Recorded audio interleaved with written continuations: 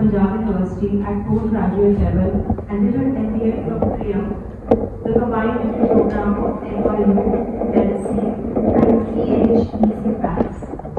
The lack of quality education in Lahore for her own children motivated her to open her first Montessori school for toddlers in 1975. It was a precursor for the first Beaconhouse School, which opened in April 1978.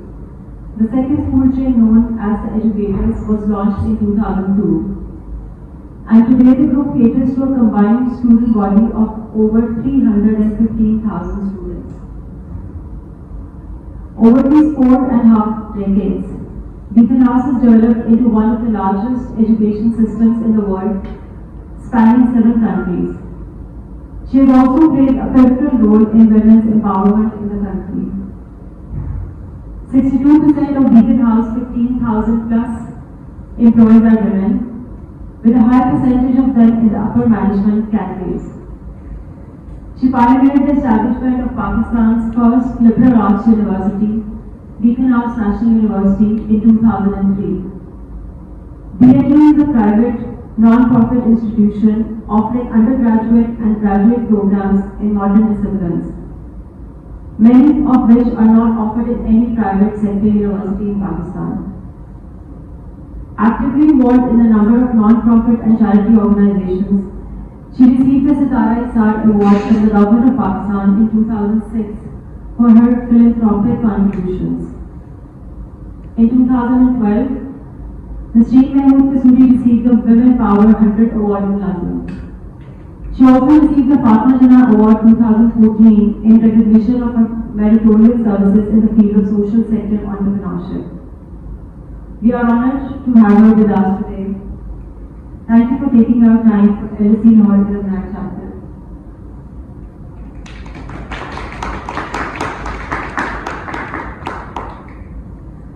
So, how do you want to take this? Do you want me to do a small talk before that?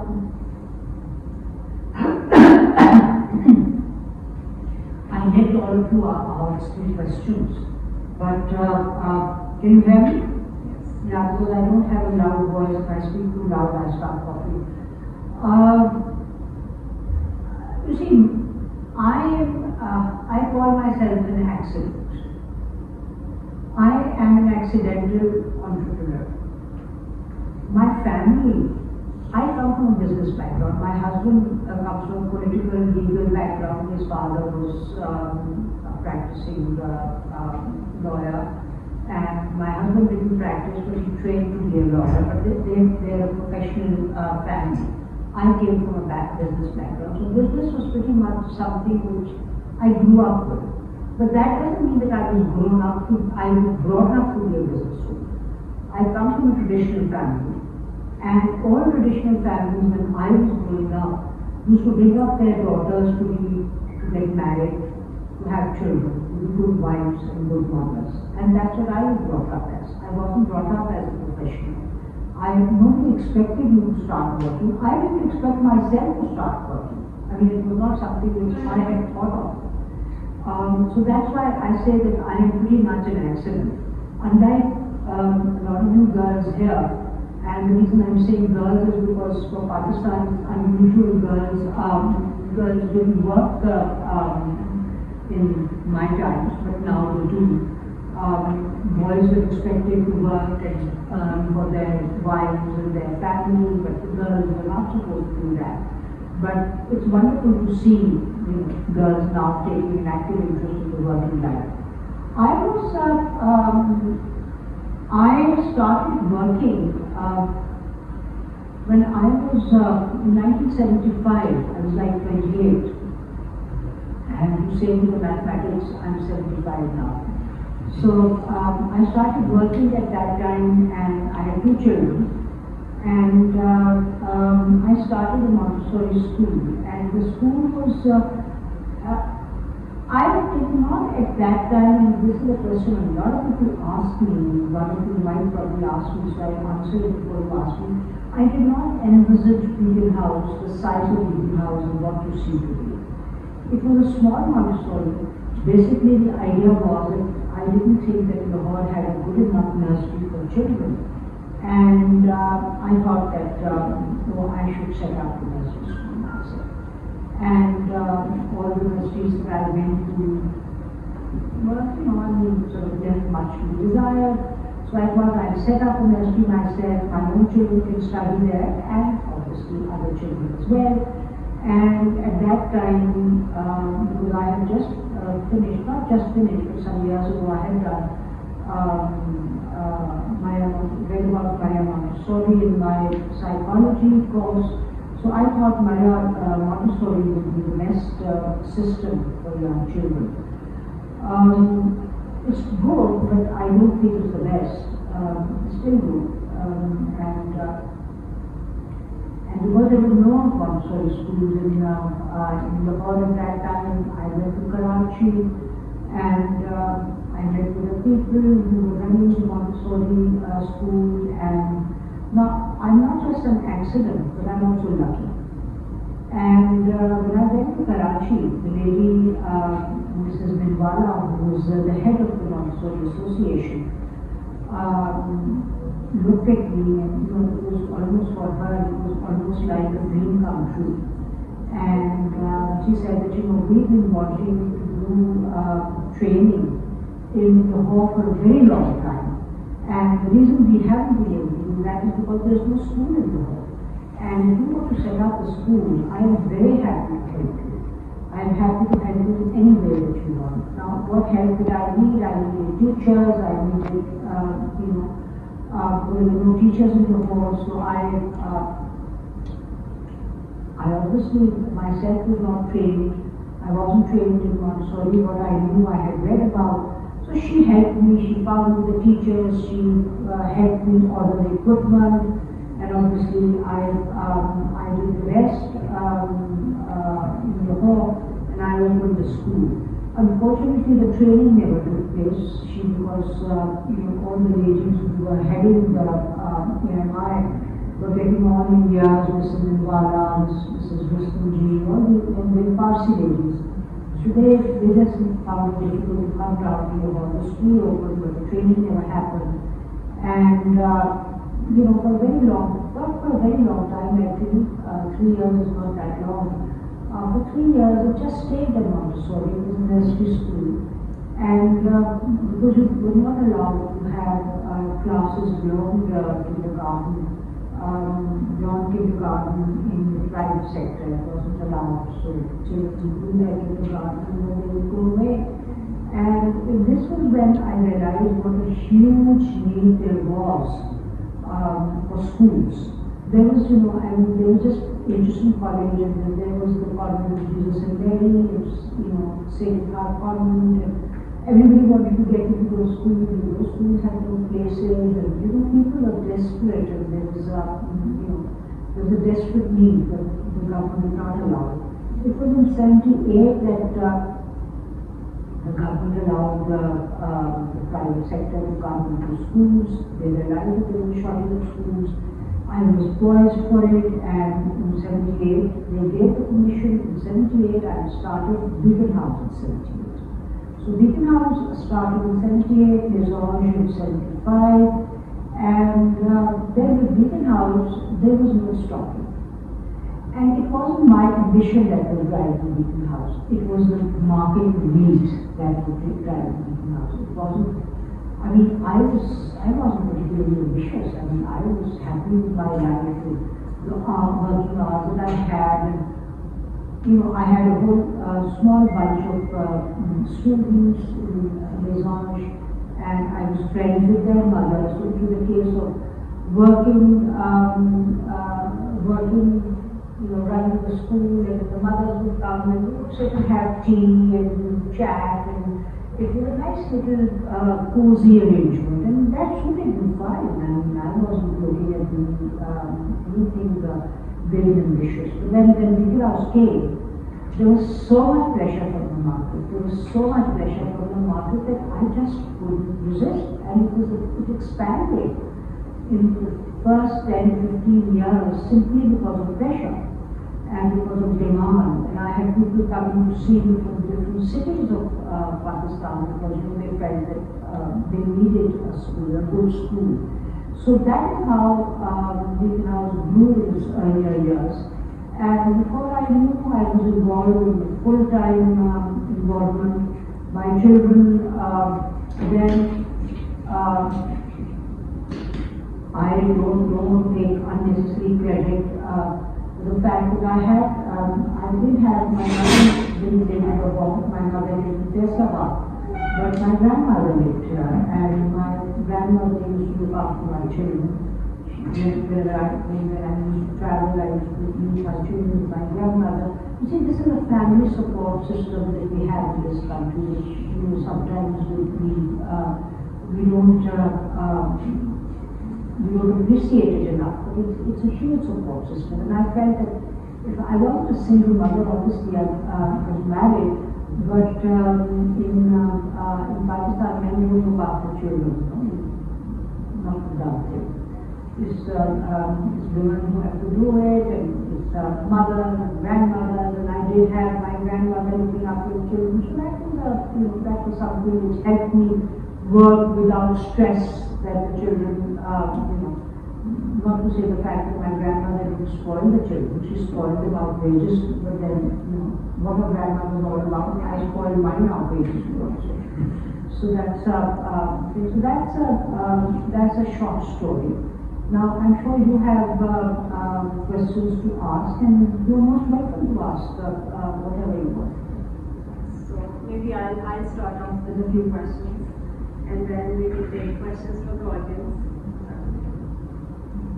So you've told us about the story how Beaconhouse came into being and how you were born. So what were the biggest challenges that you thought you faced during the process, and how did you overcome that? Look, I am a different generation. I'm your mother's generation. In some cases, I could be your grandmother's generation also. When I started working, very few people were, very few women were working. And what was a challenge was also an advantage for me. Most of the people that I needed to go to, bankers and people who were needed vendors, who were needed to be in connection with the school, were very awkward because they weren't used to working with women, so they were all very awkward. And just to get rid of me, they'd say, "Get her, do what she wants," and practically dry, let's say. So I used to find it a little bit, what's the word for it? I mean, I would find it putting off, that they didn't take it seriously. And they thought that, oh, okay, let's get rid of her. It's embarrassing to have a woman hanging around. So that was a thing. And a lot of people were very patronizing about my working. And also, if you ask me truthfully, who did I, from the family, where did I face resistance? You'll be surprised to know, or maybe not, is that I faced the maximum resistance from the female members of my family, not the men. My father was, my father encouraged me, my husband encouraged me, my uncles and all had no problems with my working. My grandmother and my mother and my aunt, they all thought that, it was rather strange that I should have to work, but I didn't need to work, I didn't need the money. And also there was this thing that the children would be neglected. And the children would be neglected, and the other story I would say is that तुम सारा दिन काम करते रहते हो, शाम को husband comes home, तुम थकी भी होती हो, लोग want to board you there. I think that's not the case. I mean, I'm not as tired as he is. And at times both of us don't want to board you there. They felt that, my children would be neglected, and it wasn't a done thing, and people would, there was this attitude that people would think, why is she working? Does she need to work? Having to earn your own living in those days, for a woman who had to earn a living was not considered a down thing. I mean, it was infidel. So that for me was a challenge, and it used to irritate me. It used to annoy me, irritate me, but then that's how it was. So it's interesting to note that you said that your biggest supporter were women. Men working, but at home also you said that raising children were like acted by grandmother, but yeah, my grandmother there were some challenges, paper and stuff. They were, my grandmother didn't want me to work. You know, she looked after my children. She loved my children. She was single, and obviously at that age she didn't have very much to do, so she used to keep very busy looking after the children. Give her something to do, but she felt that I was neglecting my children. And my mother then felt that too, so that was So tell us a bit about your LSE experience. Why did you decide to pursue the TRIUM program? Why did I decide to pursue the TRIUM program, the NYU, LSE, and HSC program? Okay. Look, I always wanted to do my MBA, and once I started working, I didn't have the time, and to do a full-time MBA was a challenge because I would, my schools were growing, and I needed my time, they needed me, and everything. So executive MBA would also mean 1 year away, and at that time they didn't offer executive MBAs in Pakistan. It was only later that executive MBAs came in, and so then I was searching on the net one day, and I came across this TRIUM program, and I went through it, and I thought it was very interesting. And the 3 universities involved in that work, in that program, were 3 very well-known universities: NYU, LSE, and HEC. And the amount of time that I would need to stay away from my work and my home was limited. And it was a program which was meant for mid-career professionals. I wasn't mid-career by that time. I was sort of like in my 50s by that time. Mid-career, you are in your 40s. But I thought it suited me ideally. And so I decided to join it. And they were happy to accept me because they had fewer women.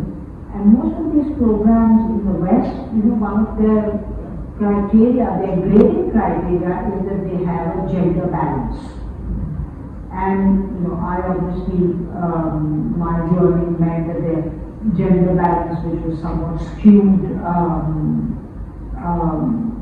towards the male gender, helped them. So they were happy to take me on the program. And it was in the very early days that I joined. It was only their second session. My son recently did his MBA from this HEC also, this TRIUM MBA. I kept advising the boys, my sons, to do this MBA. They wouldn't listen to me, and finally Nasir, my youngest, decided that he could do it.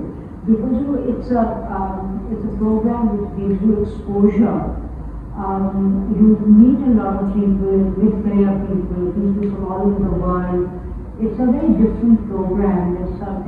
I think we've all done your master's, so I don't suppose I would recommend it to you. But if anybody ever wants to do a MBA, a mid-career MBA, you've not done your master's yet? Well, I would recommend this program because you get to meet people from all over the world. Because it's 3 universities, you meet Americans, French, English. My son, when I was there, it wasn't as diverse as it is now. They have people from the Middle East, from Central Asia. He just came back from Baku because they had a mixer. They called them mixers in Baku, and it was hosted by one of the students who was from Azerbaijan. So they meet people from all over the world, mid-career people who you can connect with, engage with, and the world is a global village. You want to do business, you want to do something, you need to know people, you need to know people. So that's there's a lot of emphasis that they have on networking. So that it helps with networking. So, what would be advice to people who are starting a new career or transitioning into a new one? Maybe it's that people want to have, like if someone has a job, they want to start a business, or they want to change the area they are working in, or Look, the point is that it's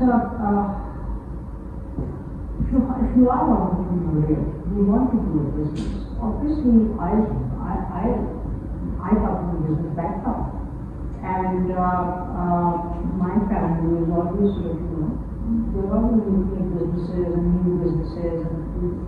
So the point is that it has to, you have to take a deep breath and step out into the entrepreneurial field and give up the security of a job. And the earlier in life you do it, the better. Because the point is that, if you're married, you've got kids and things, you don't want to take too many bold steps at that stage. The earlier you do it, the better. And some people have entrepreneurial genes, they are better at it. Nowadays, of course, they have all these different trainings also. For people who want to be entrepreneurial, and I would recommend it, but then earlier on, not later in life, and simply because you don't want to give up the security of a job. You have children and you have their school, and unless of course you have family income that can support your family while you are in your little entrepreneurial state. So, looking at the challenges our country has at the moment, what belief makes you stay positive, and what would be advice to people who are navigating through these tough times? Sorry, say that again. Yeah, so, how do you stay positive in like young people feel a lot of challenges? They feel Pakistan is going through tough times and it's going through very tough times. Look, how do you stay positive? That's a difficult question. But the point is that personality type. Some people tend to get very depressed. They're pessimistic. Some are not, some are more positive about, they're positive about everything, not just about Pakistan is obviously a country, it's our country, but they're positive about everything. So it's a personality type also. But I would recommend to be happy, to be positive about everything, to be positive about, about your career, about your chances of making it good in life, positive about, little things and big things, and think positively, not think positively about Pakistan, because the fact is that it's the only country we have. And I'm not about to go anywhere.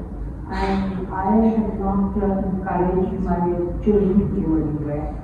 I have 3 children, 3 boys, and they're all 3 are in Pakistan.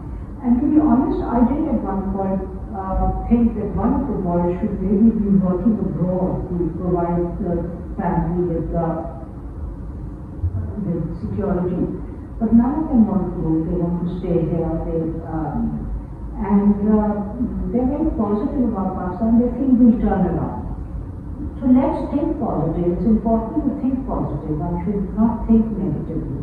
There are people I know, they'll say, हाँ ठीक है भाई ये पहले भी हुआ था, जितने लोग बात कर रहा, it's not going to get any better. There are people who are very negative, which I don't personally like, and I've had arguments with people. They say to me, you have to be positive. If everybody is negative, then obviously negative things will happen. So be positive about the future, and hopefully things will turn out well.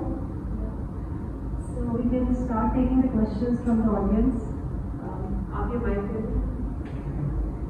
I think it is better if you continue with your professional education or getting corporate experience as well, because like most of the what I've seen at LSE, the trend is joining the corporate sector as soon as you graduate.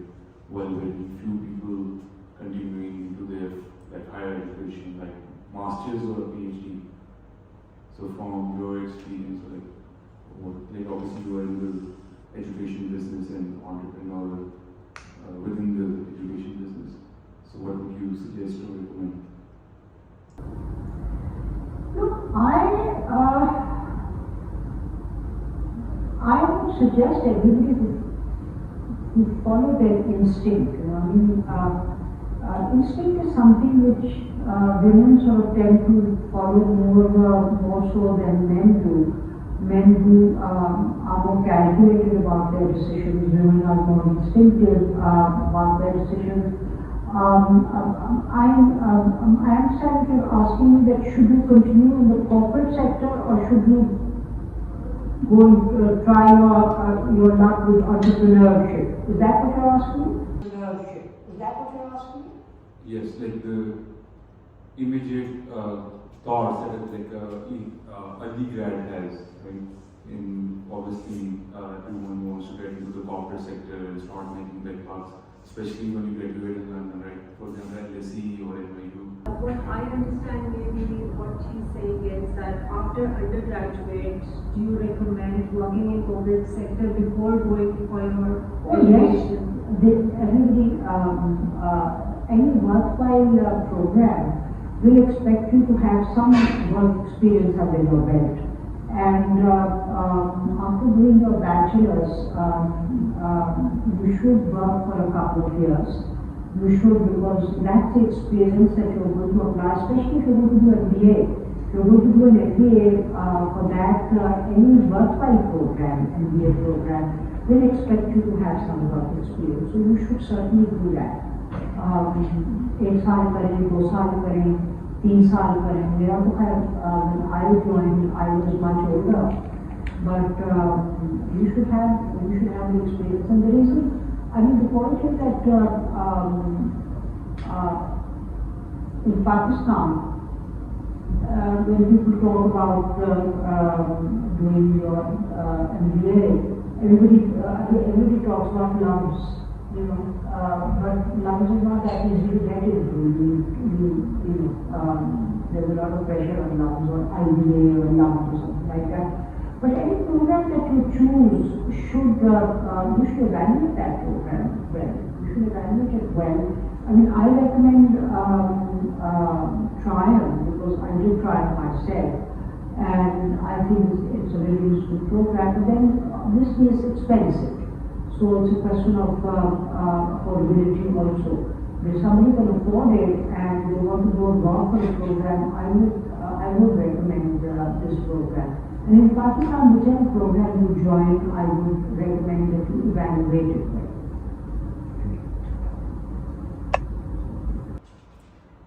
Hi, thank you for taking out time for us. So my question is basically that I'm going to start working in the rural areas of Lahore, so like Raivan and further. Where you started working? I'm going to start working in the public sector in education. So the goal is to restructure the public schools from primary school, secondary and high school. So what do you think is the most important thing to first work on? Like tuition and start, you know? The public school. Yes. Again, I don't want to be negative about the public schools, but the point is that we, as a Beaconhouse, we took over 48 public schools in the Gujranwala district, not Gujranwala district. And we've been running them now for 7 or 8 years, and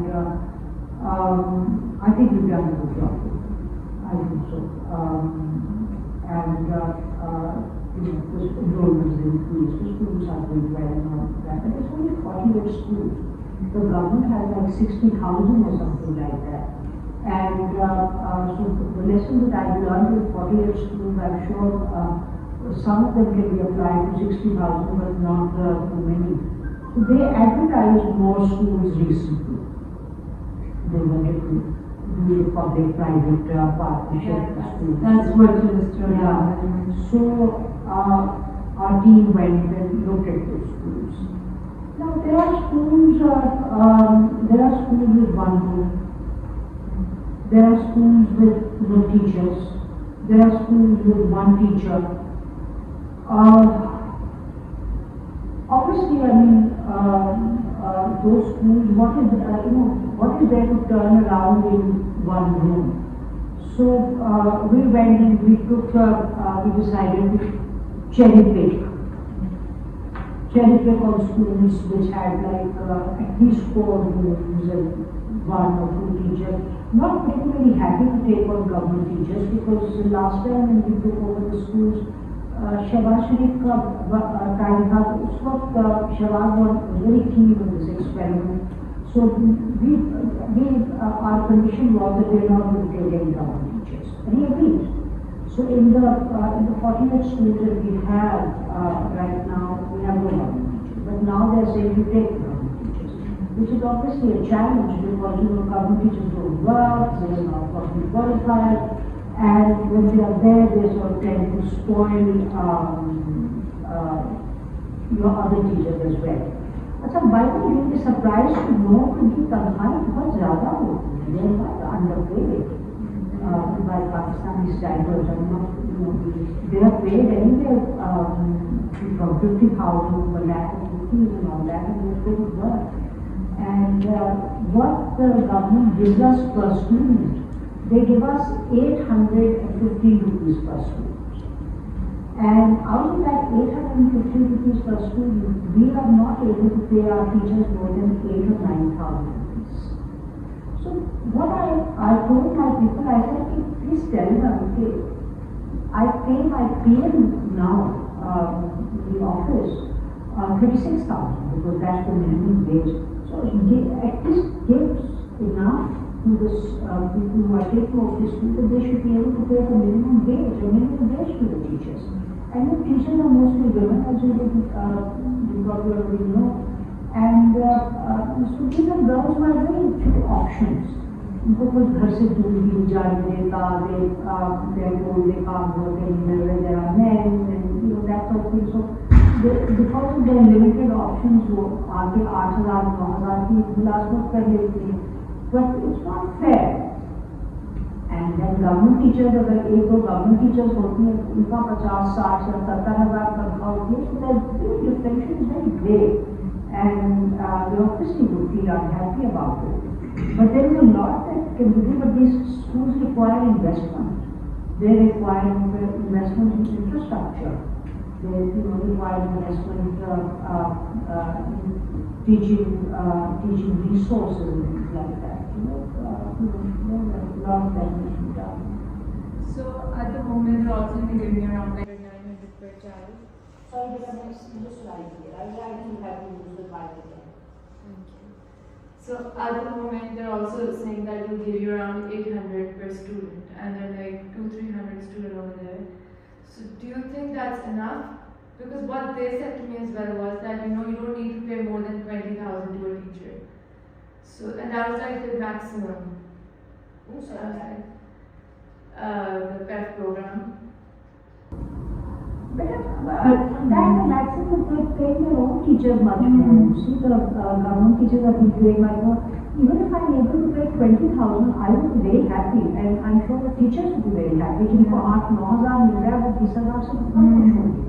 But हम लोग when we took over these schools, basically we took them over as a CSR activity. So we're not making money out of this school. We are, as a matter of fact, we are spending a lot on these schools. We give them furniture, we give the teachers training,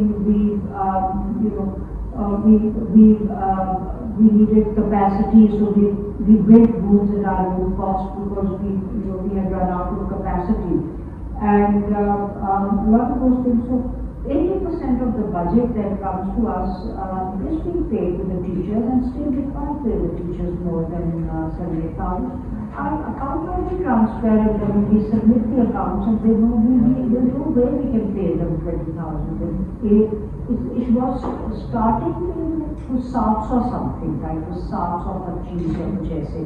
अब वो 815 या कुछ इस तरह का, I don't remember exact, but इतना हो गया कि you can't pay any of that. I mean, you can do the numbers, do the numbers, and then I would like for us to be able to pay more. And I would like the next lot of schools that we take on, we would try to pay more. I would like to take government teachers because government teachers are very difficult to discipline. Very difficult to discipline. So I spoke to a few other people in the government also, and they were like that your main focus should be that, so it's an all-girls school, so your main focus is right after high school, they're supposed to get a job, and you're supposed to help them find jobs. So they don't want the girls to pursue higher education or anything. Obviously, at the moment, I haven't really been to these rural areas, so I don't know much. There's no concept of university or college over there. So you should just focus that they get a job somewhere in the nearby factories or somewhere once they're done with school. Do you think that's the right approach to go with? No, it's not the right approach. Of course, it's not the right approach. But the point is that attitudes change over decades. It takes time. People who are sending their girls to school, for them, they've taken a quantum leap to sending their girls. There was time when people wouldn't send their girls to school. The ones who are sending their girls to school have taken a quantum leap. When those girls start working, they come, they have their own children, they will obviously want their daughters to be more educated than they themselves were. So it takes quite a few generations for attitudes to change. And you're right, it's not the right attitude, but then believe me, some educated family also have that attitude. Like in Beaconhouse, I remember in the earlier days when I was running the school myself, now I don't run in a particular school. When I was running the school myself, people used to bring their boys and they would take their daughters, they would send their daughters to school, but they would send their daughters to a cheaper school. Because they felt कि जी महंगा school है, इतना महंगा school है, तो लड़के इधर पढ़ने, लड़कियां जो हैं वो किसी सस्ते स्कूल में पढ़ने. So that's there.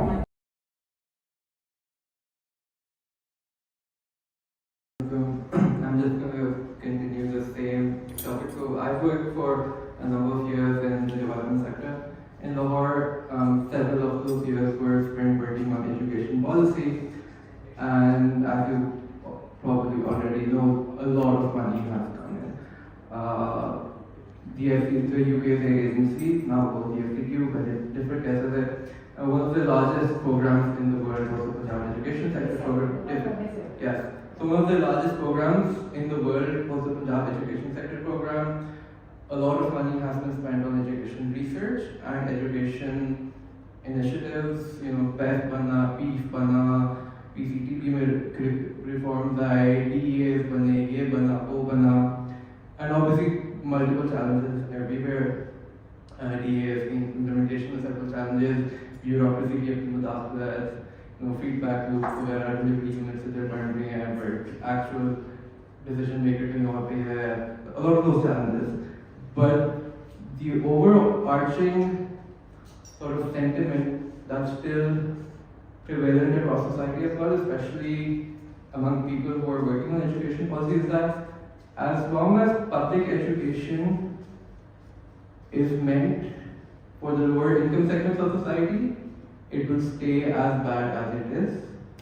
And so obviously one of the symptoms of an unequal society is unequal opportunity, unequal access to opportunity, and unequal schooling.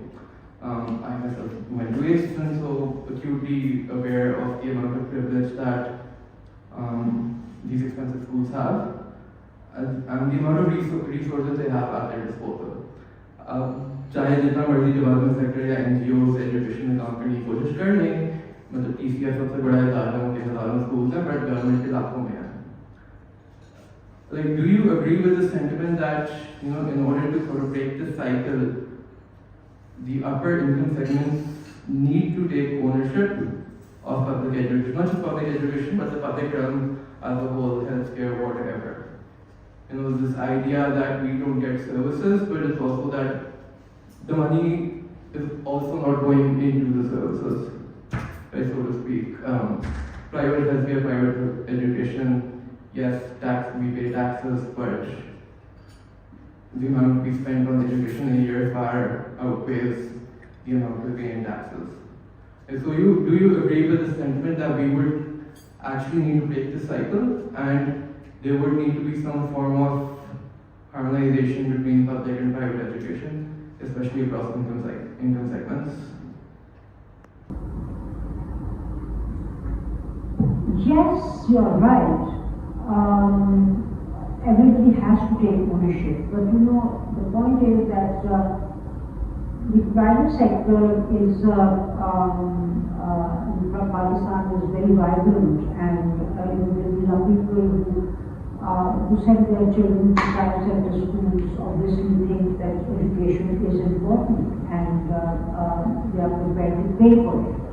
Now, when you say take ownership, how do you expect people who are already paying for their own children's education to take further ownership? They've taken ownership of their own children's education as it happens, because you know, the government is not able to provide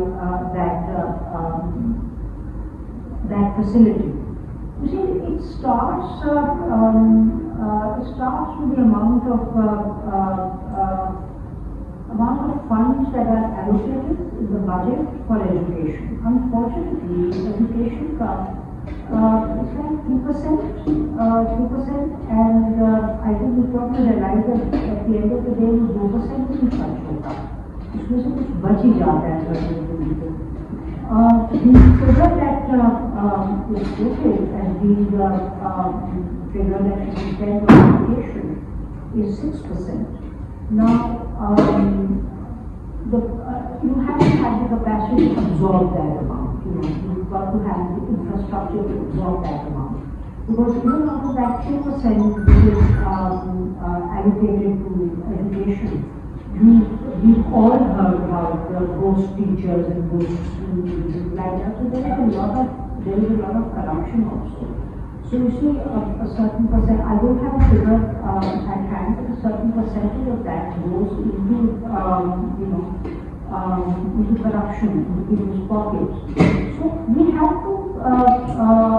to find we need more money, and the infrastructure needs to be improved to be able to provide quality education in these schools. You know, these schools, like I said, there is a pathetic condition. And whatever money is spent on recurring expenditure, recurring teaching salaries. Our schools की कोई repair है या extension है या कुछ वो नहीं होती, that doesn't happen. So there is somebody has to sit down and on a drawing board and draw up the scheme. The only problem is that you see our politicians, and I feel I'm happy saying this, but they will only do that which gets them immediate dividends in terms of votes. When we look at the tax situation where the government is trying to widen the tax net, and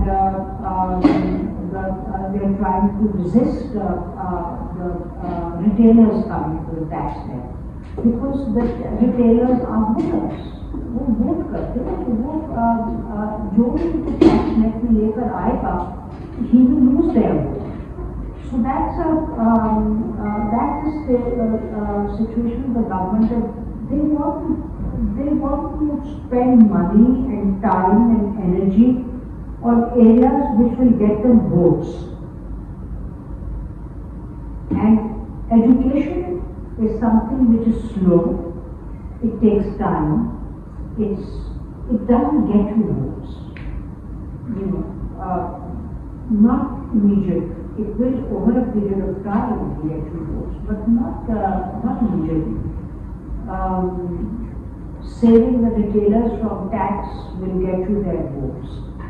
Making a road, making putting lights in the streets and all those things. They want to कच्ची सड़क को पक्का कर दो, lights नहीं कर दो, gas आ जाए, गैस तो अब है ही नहीं जमाने में, तो that is very standard requirement, gas आ जाए हमारे गांव में, गैस नहीं है, और जैसे सुई गैस को गैस बिजली नहीं है, बिजली आती, these things get you votes, but education doesn't. So that's where the big dilemma is. That's where the big dilemma is. The drawing board is there, you sit there. I mean, it's not rocket science, you can do that.